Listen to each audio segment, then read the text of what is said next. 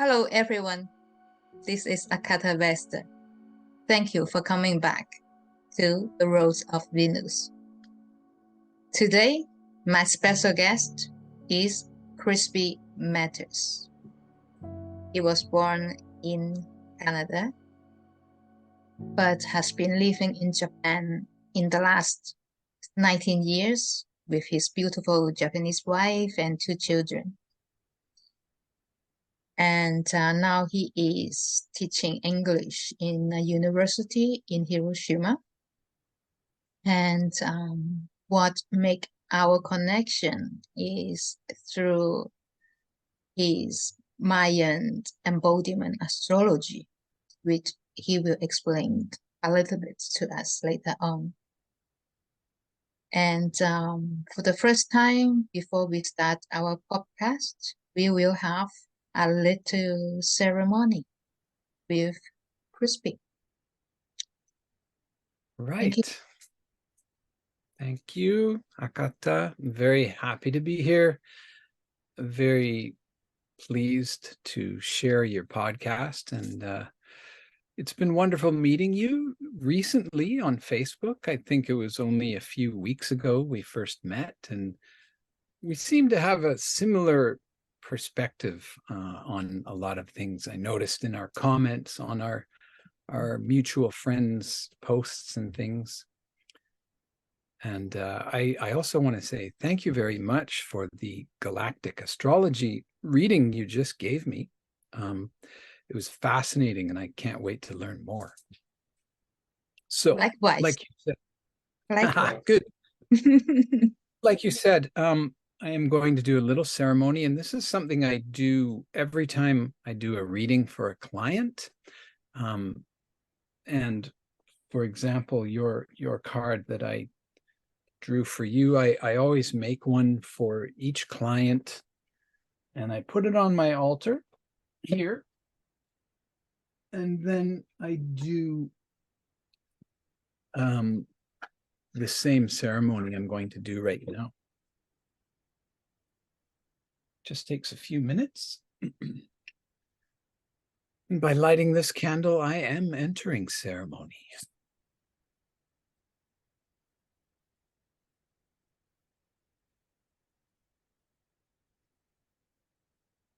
Put the candle on this rock that I've had for forever almost. It's got this perfect little ledge for my candles. And I've done thousands of ceremonies with this little rock.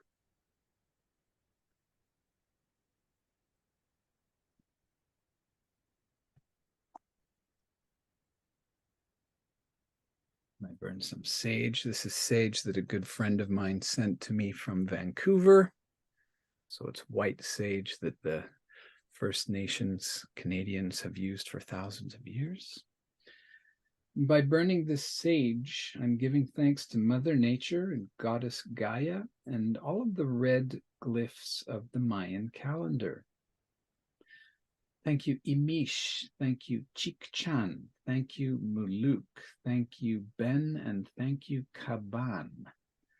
We thank you for your sunrise, your springtime, your element of earth, and our physical body. We receive your energies. We give them to Gaia, and Gaia gives them back to you. And by waving this eagle feather and blowing the sage onto you and everyone watching right now, I am giving thanks to all of the white glyphs of the Mayan calendar. Thank you, Ik. Thank you, Kimi. Thank you, Ok. Thank you, Ish. And thank you, Etznab. We thank you for your midnight, your winter, your element of air, and our spiritual bodies. We receive your energies. We give them to Gaia, and Gaia gives them back to you. By touching this sacred water, I'm giving thanks to all of the blue glyphs of the Mayan calendar. Thank you, Akbar. Thank you, Manik. Thank you, Chuen. Thank you, Men. And thank you, Kawak. We thank you for your sunsets, your autumn, your element of water, and our emotional bodies. We receive your energies, we give them to Gaia, and Gaia gives them back to you. By touching this flame, I'm giving thanks to the yellow glyphs of the Mayan calendar. Thank you, Khan. Thank you, Lamat. Thank you, Eb. Thank you, Kib. And thank you, Ahau. We thank you for your noon, your summer, your element of fire, and our thinking bodies. We receive your energies. We give them to Gaia, and Gaia gives them back to you. Today, I'm also giving thanks to all 13 of the tones of the Tzolk'in calendar. Thank you, Hun, Ka, Osh, Kan, Ho, Wak, Uk, Vajak, Balon, Lahun, Hun, Lahun, Ka, Lahun, Osh, Lahun. Today, I'm giving thanks to the goddess Ixchel and all of the female deities of the Mayan pantheon.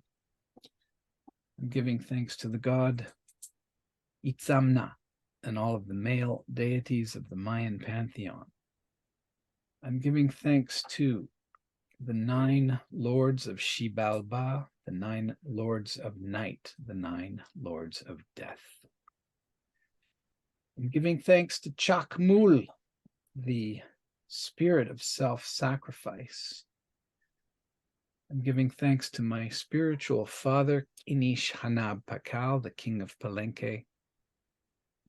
I'm giving thanks to the Tzolk'in calendar itself, and to the Hunab Ku, the one and only giver of movement and measure, the great central sun and black hole at the epicenter of the omniverse. I'm here to do your work, and I thank you for your continued energetic blessings. Een Lak'esh Alakin. Let's begin.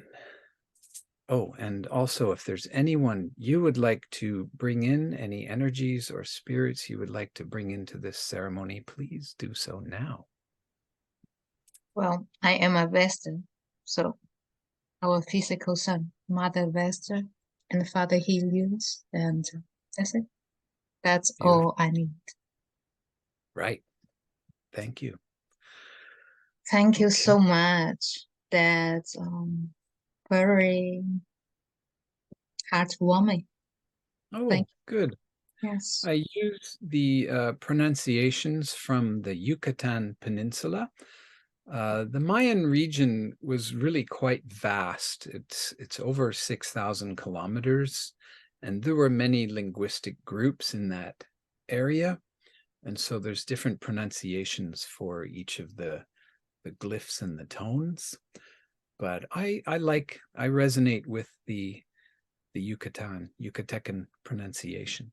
That's what I learned back in 1998. Okay. That's a long time ago. Well, It seems like it, but it also seems so fresh, you know? yeah. Yeah. Would you like to describe a little bit, like someone as you that's born in I was born in Toronto. Yes. Yeah. And how you get your interest into the Mayan cultures, their Right. calendars, and hence Right. astrology. Yeah. Well, when I was first introduced to it, it really, I think it maybe sparked a past life memory. I don't know for sure, but it suddenly became so clear and obvious to me, and it was like I already knew it in a way. So I definitely feel that I did have a past life or many as a Mayan person. And since you and I connected through the galactic astrology perspective, I think it's important to recognize that the Maya themselves say their origins are from the Pleiades, and they say this calendar came from the Pleiades. So It is a galactic calendar, very, very much. One of the things that's very interesting about it is it actually represents DNA. It's not technically astrology per se. This is the Mayan calendar right here. And it's also can be seen in a circular form. So there's 20 of these glyphs, and there's 13 tones, which are the numbers. 1, 2, 3, 4, 5 is a bar like this, and then 6 is a dot on top of the bar. 7, 8, 9, that's 10, 11, 12, 13. So it's very physically oriented. Now, 20 actually is our fingers and toes, and 13 is our major joints of movement: wrist, elbow, Right. shoulder, right? Right. And there's 6: wrist, elbow, shoulder. Neck is the 7th, and then hip, ankle, knees.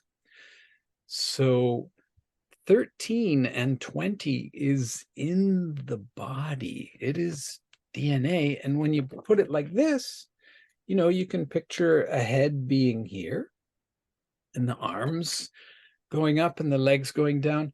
I think maybe this is also your arms on the side sometimes. I don't know.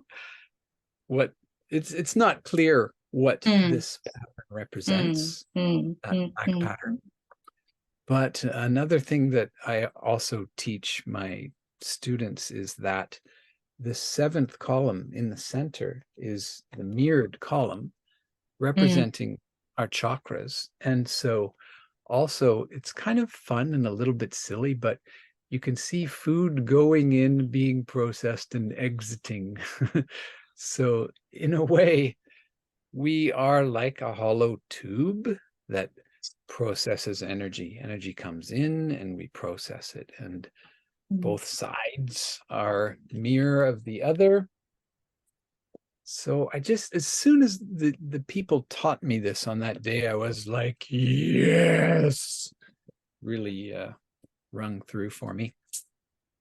Well, actually, one thing when you are talking about all these 20 points and things, that what comes to me, I am also into the gene keys, the Yes, old I Chings, right. and the keys of Inox, and all Oh, of okay. them has Yeah, 64 keys. Okay, true. gene keys, Yeah. Richard Rudd actually Yes. have download, and he give new interpretation of the old I Ching. Right. And now I It's am doing it. on the human design, I believe. He taught the human design system for many years, and He then learned from the human design founder. that's right. Yeah.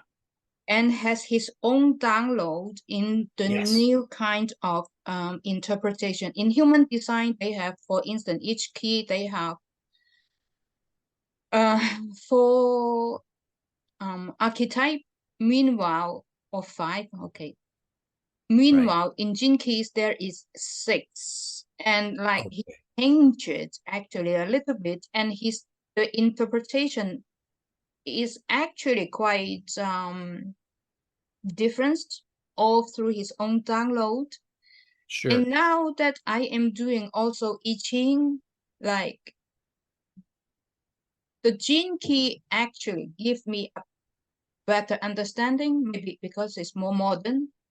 And Right. the I Chings all through all these years has lost I think it has lost the real essence of what it is. Now it's just a divination tools that people go to ask, tomorrow will I be success in my interview?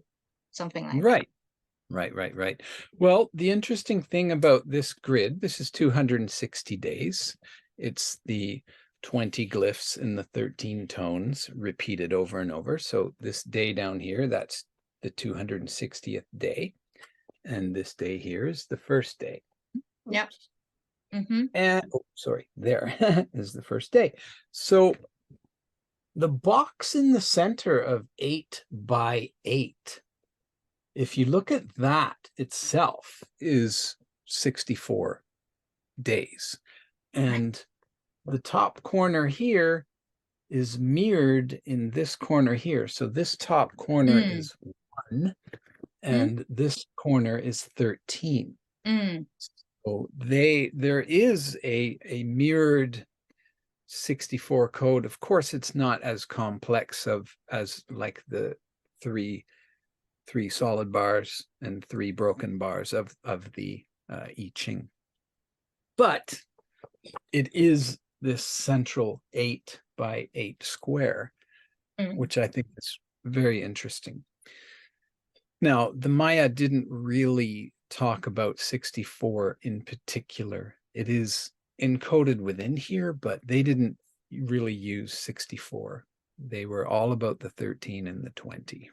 And your like how this influence the Mayan astrology, how this influence your spiritual advancement? Well, one of the first things I learned also was that phrase, Een Lak'esh alakim, and that's a very famous Mayan phrase that I think best translates to, I am another you, you are another me, we are one. So it's like Namaste in a way, but it's really saying that, you know, DNA is the human interface. Like, we are this, and any one day on here is an expansion of all the other days. So yes, I was born on this particular day, but in a way, all of them are me and you.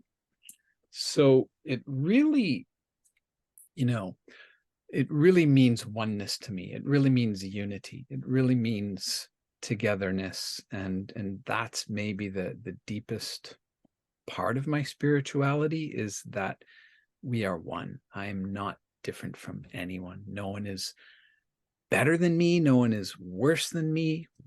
We are one. That's my interpretation. Oh, well, okay, you have done my chart. Would you like to use it as an example to like give us a glimpse of what your astrology reading is, your session? Sure. Right. Okay. Well, I will send you the images to put up here when other people can see this. But what happens in your chart, and it's the same for everyone, of course, we are all born standing on a glyph and a tone. And for you, you were born standing on tone 4. Now, to the Maya, 4 is a very important number. It's the 4 directions, the 4 seasons, the 4 colors of the Mayan calendar, the glyphs, the 4 elements, and the 4 bodies. Everyone is the physical, the spiritual, the emotional, and the thinking body. So 4 really means everything in a way. And it's called stabilizing.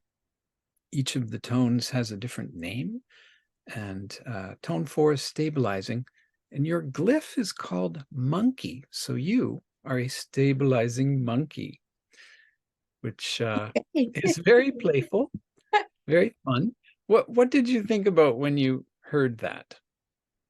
Well, I always call myself a monkey mind. And really? Yeah. Okay. Okay. In my natal chart, as Yes. I am a double Libra with both my sun and ascendant in Libra, and my moon is in Aquarius, that already the 3 major aspects is Right. an air sign. So I am, and in my whole chart, I have 22 aspects. That is air. Okay. That I literally, I can always stay up there. Right. Thinking. Right. Not coming back. Okay. Interesting. Yeah. Right. The monkey mind. Well, I will tell you this, with all of the blue glyphs, their primary processing modality is emotions. Blue is water. and autumn as the season, and sunset as the time of day, and the emotional body. Whereas combine that with your tone 4, which is the 4 directions, the 4 elements, the 4 seasons, the 4 colors, and the 4 bodies. So you're very, very balanced. But the Maya would say that your number 1 is emotion. So I'm not sure if that resonates with you.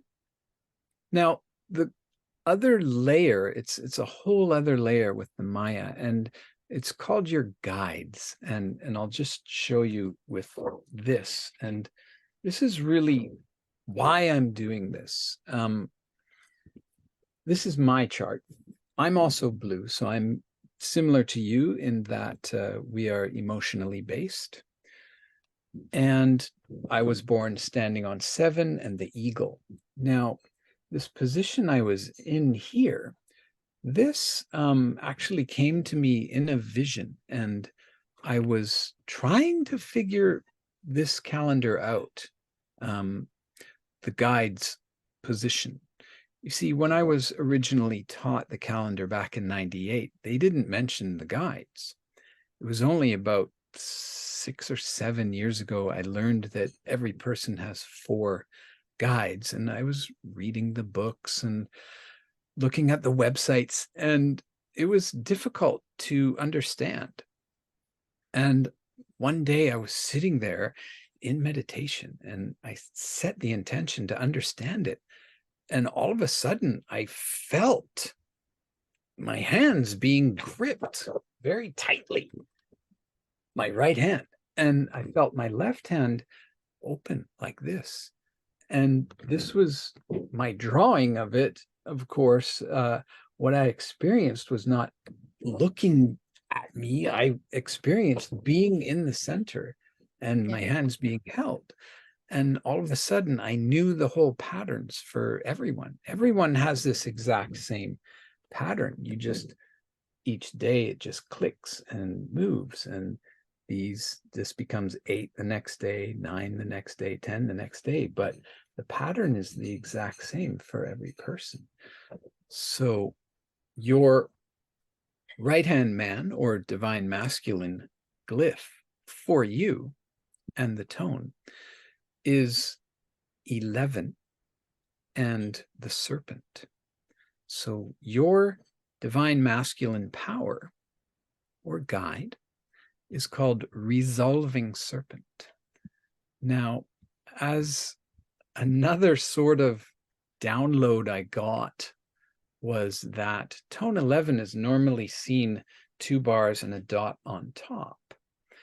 But my vision was if you put the dot underneath, it becomes like a rollabola that people use in the circus. And that really demonstrates the type of energy that it takes to command that position.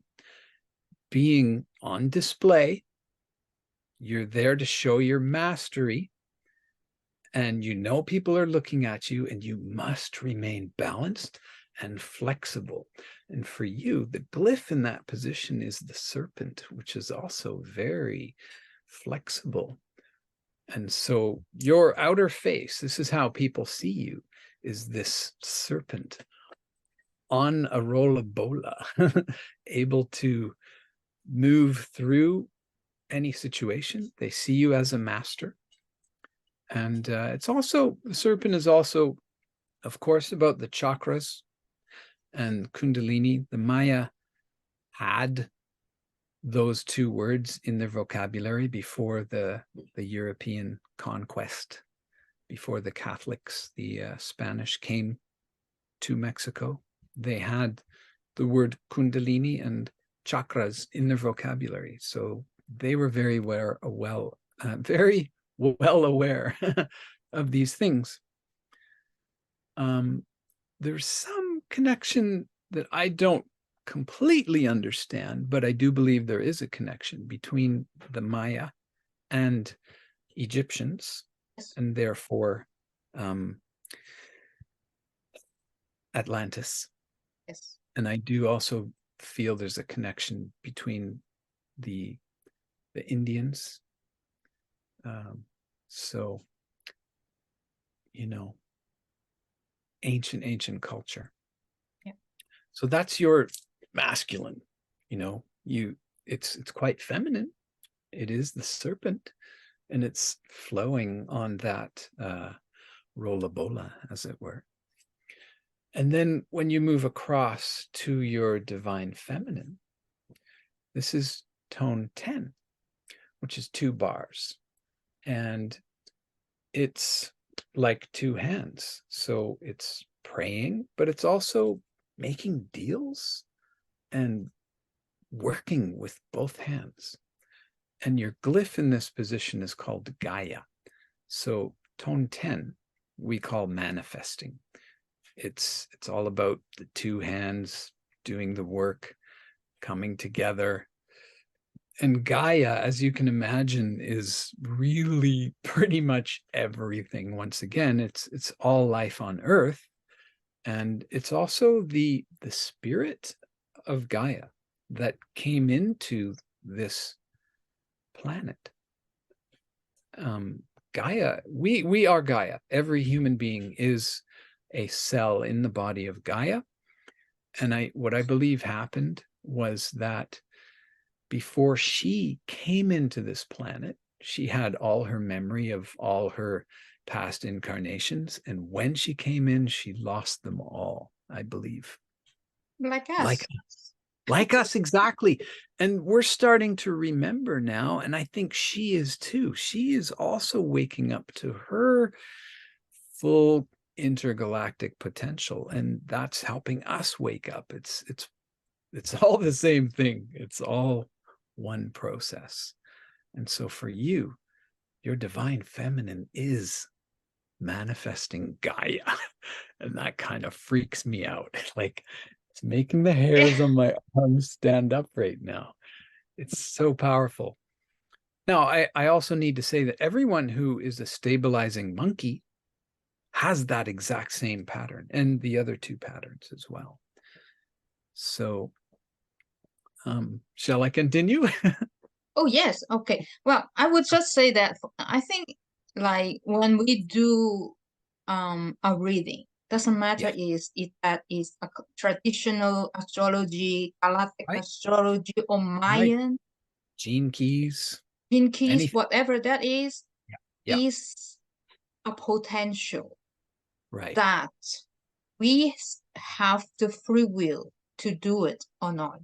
We have always given the choice point, definitely, occasion to say, do I step into my soul purpose if there is? Yes, the Maya also say that. They believe that they don't believe in determinism at all. They believe you are, of course, we're all born on this one day. We take our first breath, and that's how we enter. Interestingly, the average number of days of human gestation is 260. So it's quite possible that the day your sperm and egg came together is exactly the same day you were born. It's completely possible on the Mayan calendar. We say 9 months, right? Gestation is 9 months. That's an average. And 9 times 29, which is a lunar cycle, is 29 days. 9 times 29 is 261. So this is an average number of days of gestation. So your birthday, here's the monkey glyph, and you came out on 4. Where's the 4? Hello. Oh, yeah, right. You're over here. This is also possibly the day you were impregnated. I mean, your mother, not you. So that's cool. But the reason that I'm mentioning that is because this system, again, is really about DNA. This doesn't talk about the stars, the planets, the sun, the moon, nothing. There's no constellations in here whatsoever. It's just DNA, which also happens.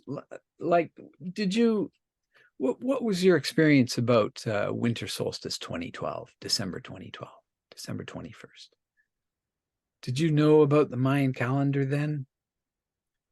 No, I didn't. I Okay. was perfectly, quote unquote, normal. Okay. All right. I So was about, still in yeah. a stage of, I would say, total illusion. Okay. Something starts to crack. Right. I realized it. Yeah. Not necessarily connect with spirituality, Okay. awakening. All these people were talking. Right. For me, all was just nonsense. I came from a place that I had no religious education. I Okay. literally refused everything. Wow.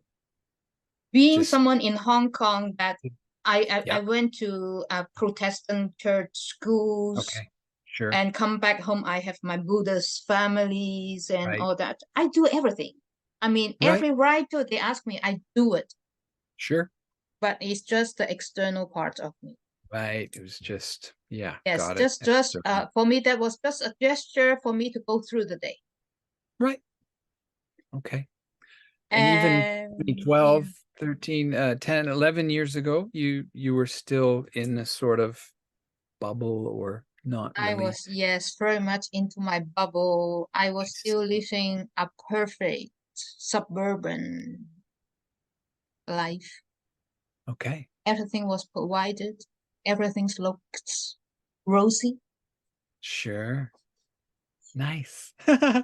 And yes, so It's a good illusion. I did realize that I did know that was something important for the Mayan calendar, but Okay. my type of information was from the mass media of the end Yes. of the world and all that. And Right. then yeah, and then they say, "Oh, Right. look, we're still here." So Yeah. that was my understanding. Sure. Yeah. Well, the media presented one version that was not Mayan at all. They never said it was the end of the world. They never said anything about doomsday. That was all the media. And a few people like Jose Arguelles, he was one of the uh, people saying it's going to be the end of the world, or Mm. humans are doomed, and all of these things. The Maya never said that. Now the interesting thing about that December 21st, 2012 date was it was the end of a phase. It was a 5,125 year phase. And this fit into that exactly 7,200 times. So 5,125 years is 7,200 of these. And that chunk of time is like one of the yugas of the Indian Vedic. Yeah. Vedic, great term. Now, they also knew about the precession of the equinoxes, right? Which is generally told to be 26,000 years. People say that in general, right? Well, that 5,125 years of the Mayan cycle, called the long count, 5 of those fits exactly into the precession of the equinoxes, which the Maya call one Pleiadian great year. And that is 3,600 of these, okay, to the day, like to the exact day. So this little matrix here also folds out to be the exact precession of the equinoxes, which again, that makes the hair on my arms really, it's so incredible. So it is truly a galactic calendar, and it's a DNA calendar. That's amazing. And you know, this pattern on my shirt here, this is from Guatemala, and you can see like it's kind of like DNA, and it's like a serpent. And so the Maya had so many things interlocking that are just nature and the cosmos. So it's really fascinating to me. Well, I think reading our chart, that Right. if most of us, many of us, that we started our soul journey from, Right. some call it the black hole, I Right. call it the great silence from my Okay. esoteric background. Sure. And we bring with us many lifetimes of knowledges and wisdom. And in our human history, as the polarities goes, that you have Right. Mayan, and then you have the I Ching, and then you have the Vedic, and you have the Yes. Catholic, and you have this and Sure. that, all put into a little boxes. Okay. And I think we, in this period, in this epoch, we are here to bring back our memories through Sure. different means, that, like you, through the Mayans, that Right. brings you to the Galactic. It does. I started with Galactic astrology from Right. nowhere, but and that brings me back to the Galactic. Indeed.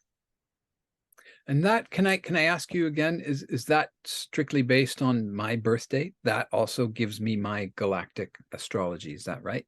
Yes, yes. Cool. Great. And it's part of our also the DNA. Like when we look at charts, as chart in itself, okay, at least from my approach, Yes. a chart can tell a whole I don't know if we can say it. Okay. Yeah. Slightly blocking out. I restart. Yes. A natal chart itself, it shows thousands of aspects. Right. And how important are all these aspects to us in our spiritual, our soul evolution? Right. When I tune in with my clients, just like you know, you have your ceremony and I have mine, that is the connection between us and them. Okay, I call it higher self. To their higher self, you might call it something else. Yeah. But at the end, I don't look all into the little aspect that is being shown in the chart, but through the higher self of my client to know what is important for him or her to understand the main theme of his or her life, and as a consequences to walk towards his purpose, his soul journey, where, and in the galactic itself, it's the same thing. It's based on our date of birth. Right. And these days of birth give us many constellations. You have seen yours. That is packed. Yeah. With fixed stars, with constellations. Are all these important? Right. Yes, maybe. But your soul, as your soul, have your soul theme that certain constellations, certain fixed stars give you the main characteristic, the memories you have inside. When I go into the Akash, the Akash is actually is part of our DNA, right? It brings back what we have inside of us, still needs to bring out. Right. And sometimes people tend to say the Akash, and they go to say to see certain life where they have suffered or being victims, and so to clear all this karma. Yes, that is a part of it. But at the end of the day, our soul journey is not about being a victim. Our soul journey is going through all sorts of different lifetimes, also being a victim, also being Sure. someone bad Yeah. for as far as I know. We can be Right. the bad I agree. guy in many Yeah, lives. I agree. I tell my clients, and I believe this, that I have been murdered and I've murdered. I have raped and I have been raped. And so have you. We all have. We've all done it all. I think is really happening, and we can call it the age of Aquarius, or we can call it the new Earth or 5D Earth, the global awakening. You know, it's all the same. Those terms all mean the same thing, and it's the evolution of consciousness, and it's the evolution of Gaia herself. She is waking up. She is realizing she is all of us, and we are her. And we've, like I said, we've been the evil ones and we've been the angels, and now we're ready to transcend evil and good. We're ready to realize those are just labels. It's just energy. Everything is energy, and there of course is a dark and of course there's a light, but neither of them are good or bad. They just are. Yes. And I think when we realize that, we'll basically stop being evil. You know, I don't think we need that anymore. I think to recognize there is no such thing as evil, but it's just a label, will transcend evil. We'll just stop doing it. I hope. Yes, I think that is also the part of the spiritual advancement when Okay. one realizes that even the shadow side in you, the Right. fears in you, is Yep. not Yep. something to suppress. It's not Right. something to ignore. Right. It's something to really bring it out and look at it in face and say, "Hi, I am here." My demons. I have embraced my demons. I have loved them, and now they behave. They're nice. Hopefully, yes. Yeah. So far. Yeah, Recently. yeah, yeah. So yes, I totally agree of that integration and the black and white and the yin and yang. Yes, exactly. They're We both spin it. completely necessary. Yes. You can't say that the white part is good and the black is bad. You can't. They're both one thing. So it's about unity consciousness, and Yes. So yeah, that's what's so that happening here. we agree on without any problems. Yeah. And actually, I would also like to know with your life in Japan. Okay, Right. I know Japan can be one Oh, of my future.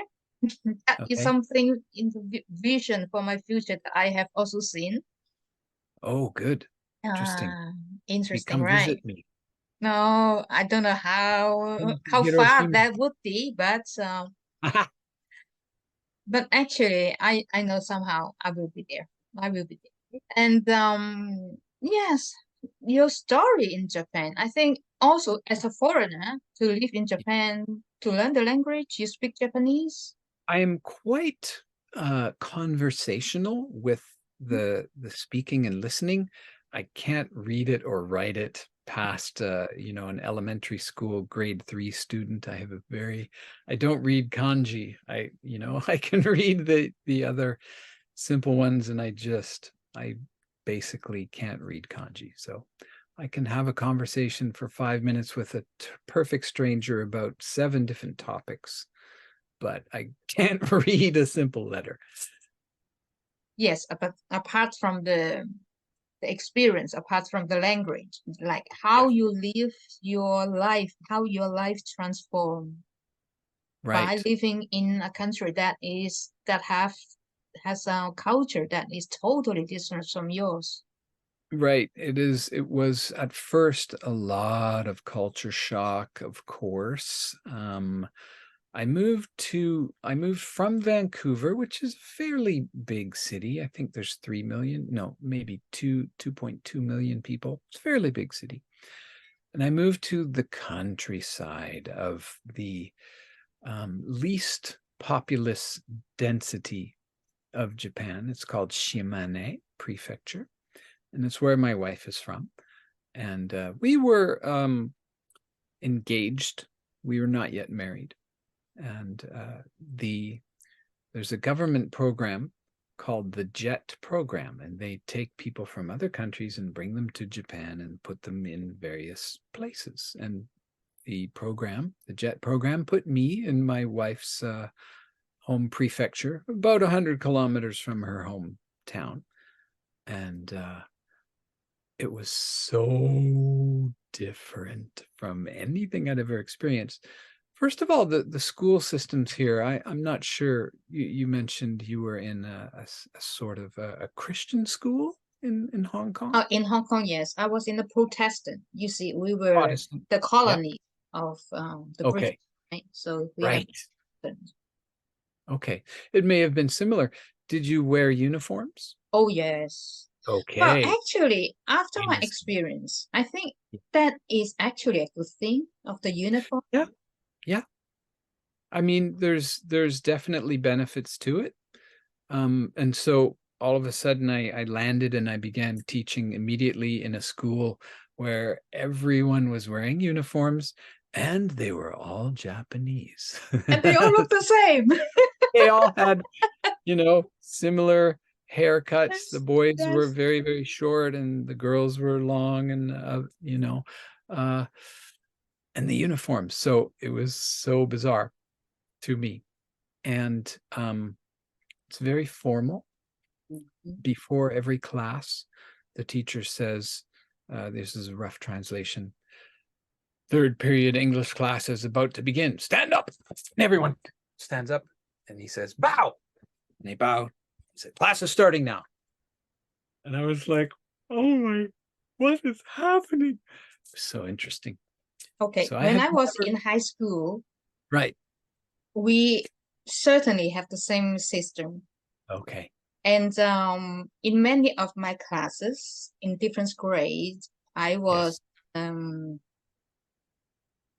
class representative in our class.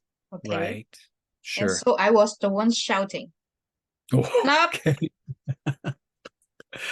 Yeah. Wow. The students didn't hear it as well. Sometimes Good teachers. morning. Yeah. Interesting. So very similar, right? And as a Canadian, there's basically none of that in Canada. There probably are some strict Catholic schools that have uniforms. I have no idea if they stand up and bow, which I really doubt.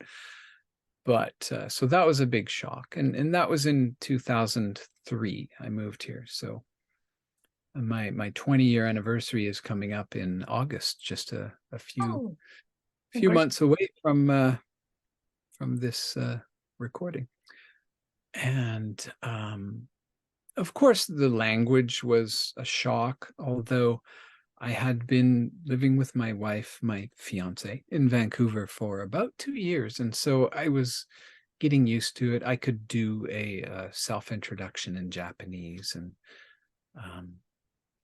But I will say this, anyone who does not speak Japanese, they could come here. And if they speak English and can read English, the alphabet, they'll be completely fine. No problem whatsoever. Because every single place, even this tiny little countryside area I moved to, all of the road signs on buildings, businesses are also in the Roman alphabet. It might be spelling a word that is very foreign to the Western mind or whatever, but it's all in the alphabet, so you can make your way around. And especially now with the phones, oh my goodness, people can come here with their phone and just have no issues whatsoever. So everyone, come to Japan. It's a wonderful place. My experience in Tokyo was like that. Okay, I don't Okay. speak Japanese, but I read kanji. Right. So that's So even better for better. you, easier for you. Yeah. Yeah. Yeah. Then having children here was interesting. Of course, the Japanese system, my wife was in the hospital for about 5 days. They're very careful here. I have friends in Canada who went into the hospital in labor, had the baby, and were sent home the same day. Oh no. They're just like, yeah, you're fine. Bye-bye. So Oh no. here it's like 4 days, 5 days, very gentle, take care. And they have a very, I would say, protective and nurturing experience for the infants and childhood here. Very safe, very calm. Both my children grew up in this sort of little playful bubble, as it were. There's lots of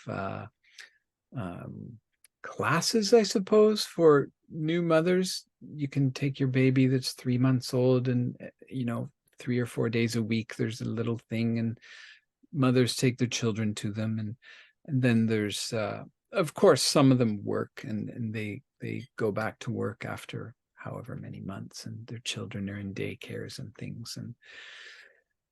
And so that was an interesting contrast to Canada. I think it's less nurturing in Canada.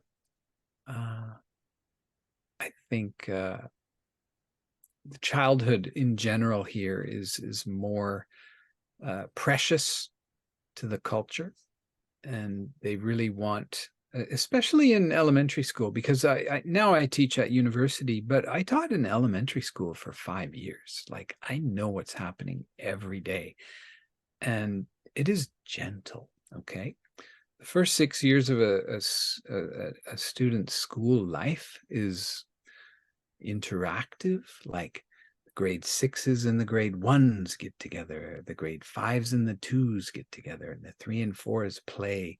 They're the happiest kids of the whole school, the grade 3 and 4. But there's all of these reading buddy programs where, a grade 6 student teaches a grade 1 student how to read and how to write. So that does not happen in Canada. Was your school system sort of interactive throughout the grades? I wouldn't say so. Right. Yeah, it's We were very very competitive. Like, okay. we were already in a form that is like everything that you do is graded, marks Okay.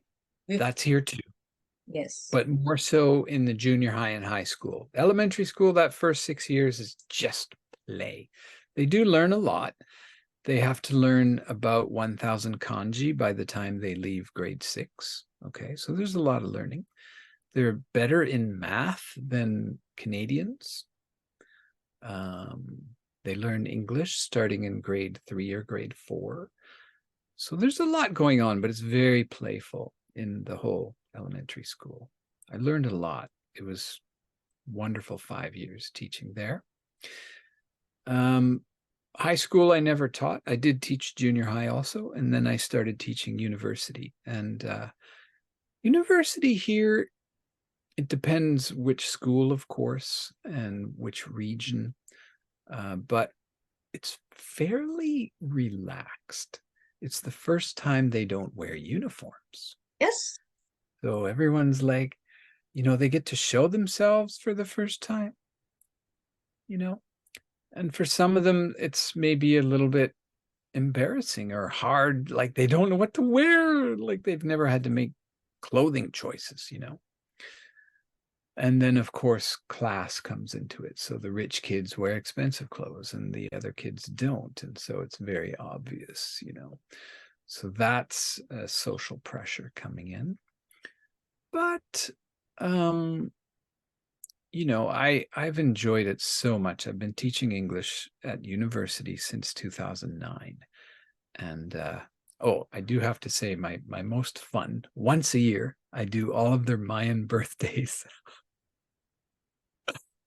So I teach 10 classes a week, about 20 students per class. So 1 week per year, 200 students learn their Mayan birthdays.